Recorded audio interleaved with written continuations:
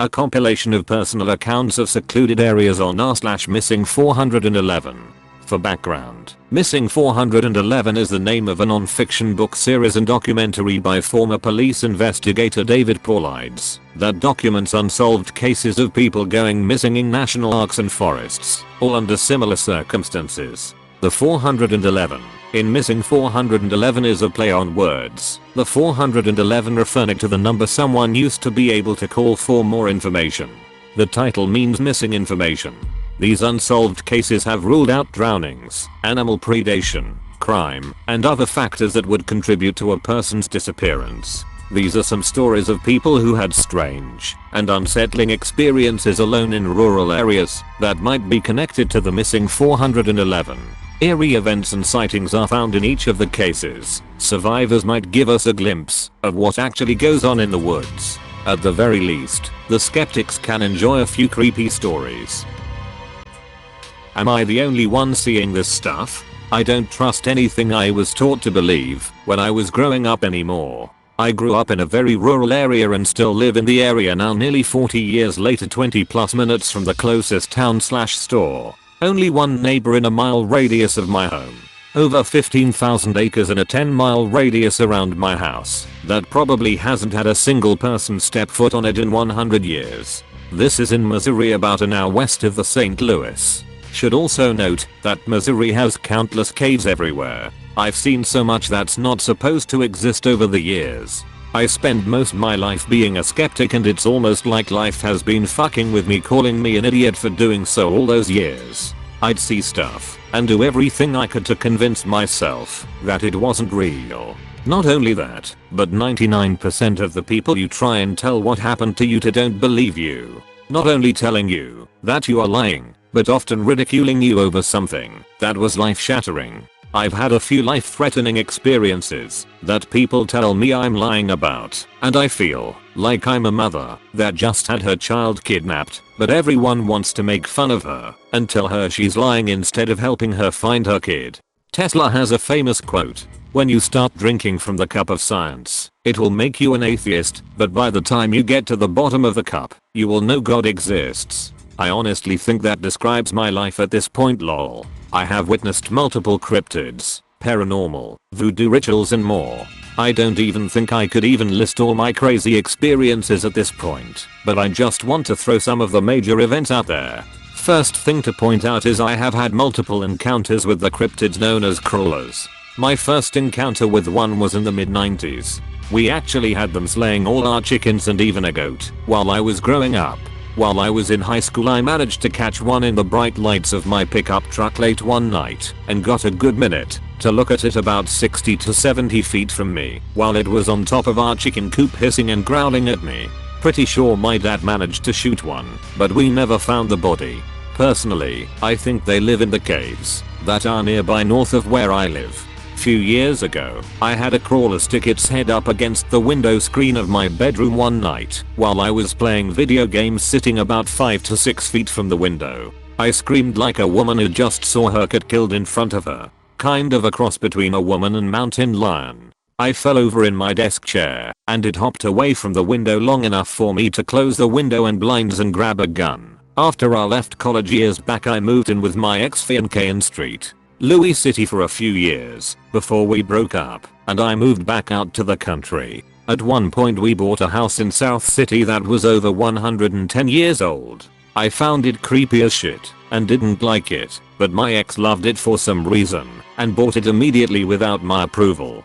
Got to say though, glad my name wasn't on the mortgage or title. When we were looking at the house, there was no furniture in it, except in the basement. Although the basement was mostly finished, there was a room in the middle of the basement. Actually, it was more of a cage than a room. The floor inside it was unfinished dirt. It had a small child's bed and a dresser in it. They said the furniture came with the house. Just being in that basement gave me dark vibes. I never should have moved in. At night, usually around 3 AM, you could hear a child crying and sobbing in the basement. Sometimes it was loud enough I could hear it over the TV upstairs. I would wake up a lot at night, only to see a green glowing ghost dog with red eyes staring at me sitting at the side of the bed. As long as I didn't break eye contact it would sit there staring at me, but if I closed my eyes and reopened them it would disappear. Lots of other little weird things happened, like cabinets opening and lights turning off, etc, but in the less than a year I lived there I probably saw that ghost dog in the middle of the night 50 plus times, and heard the kid crying / screaming 200 plus nights. Then a couple years later I got a job as a store manager for a gas station chain. I got a store that was right next to an old and big cemetery, surrounded by it on two sides of the property. Few days before I took over the store, the old man that normally worked the overpasses tripped walking home and broke his shoulder, was out for a month or so. The assistant manager had worked the overpass a day or two before I took over the store. She had an experience that night and called the district manager telling her she quit. All I was told at the time is the district manager had talked her into not quitting, but that she was going to go part-time and only work day shifts. So end up talking to the assistant manager who had just stepped down the next day. She told me that she was forced to step down because she refused to work the third shift ever again, and it was required to have 24/7 availability to be a manager. When I asked her why, she said I wouldn't believe her unless she showed me. So we went into the manager's office and she got on the camera system and showed me video from a few nights earlier. Although the store was 24/7, they locked the store up from 1:30 am to 4:30 am and had a window you could purchase stuff from during those hours. During this time, she was back in the cooler stocking the cooler. Store was completely locked up and she was the only person in the store. What I saw next was amazing. They had an end cap near the front door as you came in with lots of little gifts / collectibles. On the top shelf were porcelain Indian dolls. I watched as one rose up a few feet in the air and then suddenly flew across the room, smashing against the back wall of the store almost 20 to 30 feet away. Along with her coming out of the cooler and trying to figure out what happened. I had to work the overpass shift that night too because we didn't have anyone else. Although I never had anything like that happen the few times I had to work the overpass there, I would see stuff moving around inside the store a lot while I was working in the cooler during those locked up hours, but never saw anything besides what I thought were shadows and reflections. I have had a lot more experiences over the years. These are just the ones I can 100% claim I know were real. Although my stories don't have much to do with Missing411. It given me the ability to believe that whatever is causing a lot of these disappearances could be supernatural in nature. I honestly believe the crawlers to be somewhat demonic in nature. I actually for many years though it was gals I was seeing. First time I saw that forest gal trail camping I freaked out because of how similar it was. They seemed to be incredibly violent and killed just to kill. I also believe from their looks they are a subterranean species. Their pale almost transparent skin and black eyes just screams to me that they are something that doesn't spend any time in the sun. I know some people on here joke about Bigfoot being the reason, but I just want to let people know that Bigfoot are not the only cryptid out there and that they actually seem like some of the less violent ones in the world.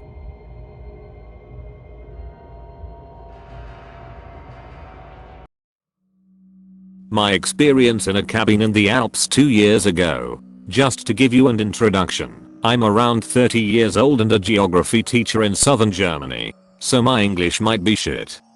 I would say I have my fair share of experience hiking alone in the Alps, because since my childhood I was almost every year at least once in hiking there. I managed to do 2 to 3 hikes a year nowadays, around half of them alone. Since I moved out and live nearer to the Alps than my friends / family, I even worked in an alpine village / small town for half a year.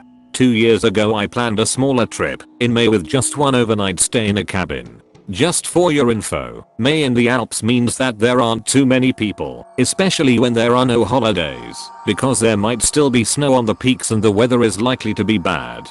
The plan was to hike to a self-caterer hut on the first day and do the peak and ascent on the next day. I planned to pay a nearby alpine inn, sort of a big farm with a restaurant for tourists, a visit in the evening of the first day. End of the work was at 1300 hours on Tuesday, which gave me enough time to drive from my work to Riat in the Alps, around 2 hours drive on the autobahn. Everything went perfect. The ascent was hard because I had to carry all my stuff for the hut, but without problems. Luckily the wood for the oven was there already. I already have experience with these huts. They are almostly the same because they are managed by one central organization, Alps.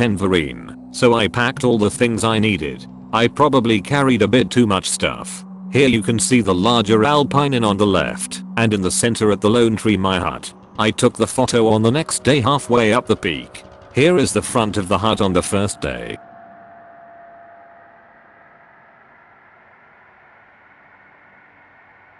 The weather was good, and, after I fetched water, and put the fire on, around 12 or 53 F outside, I decided to check out the surroundings and grab something warm to eat at the Alpine Inn. After all I still had a couple of hours of sunshine left. I climbed on top of the hill above my hut, and found a small pond. It was completely filled with newts. I don't know why it was so strange, but I really had a eerie feeling, since I saw this pond. I carried my Nikon with me, so I shot the pond too.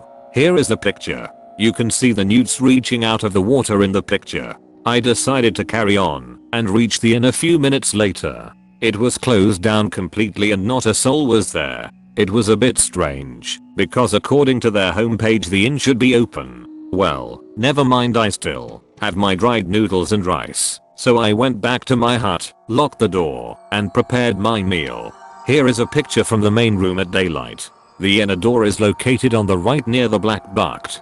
The door leads to a small chamber for wood storage which is closed off to the outside with the main door. You could only lock the main door with a special key you can rent if you are a member of the Alpine Club in Germany. The passage on the left leads to the bedroom with several bunk beds. After I had eaten, I prepared for the night and started to read a book with my flashlight because the sun was down already and it started to rain. Around an hour or so passed and I was ready to sleep, so I checked the fire one last time and noticed it was really cold. Too cold for this kind of hut with a fire burning for several hours. Then I noticed the main door. It was open. And I don't mean unlocked, I mean wide open. Key still in place. It was unsettling. I was really sure I had locked the door, living alone in the city for 7 years, so that's a must. At this moment I felt really uneasy about the whole situation, but it was too late, too dark and too much rain to descend now, so I locked the door again and checked if I could open it. Perhaps the lock was faulty. Nope, not a chance.